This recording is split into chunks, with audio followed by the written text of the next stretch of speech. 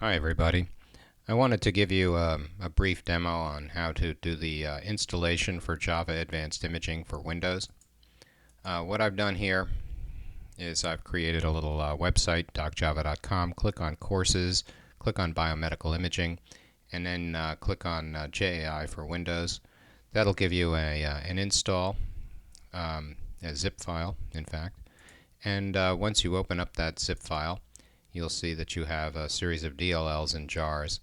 And these are things that you're going to need in your Java runtime environment.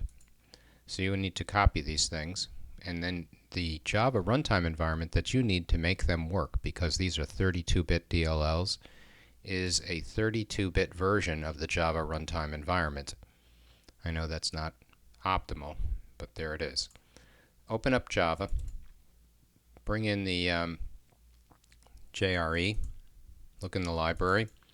Find the extensions and paste in the Java Advanced Imaging API. It's already in there.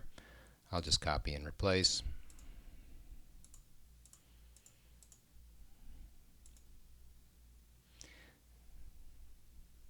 Then we'll do the same thing for the JDK. The JDK's JRE has a library, and it has extensions, and you want to paste those in as well.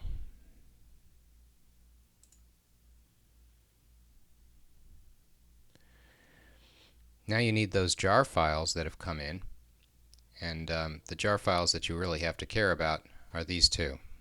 The other jar file, this wrapper, provides you with peer methods that directly invoke the DLLs.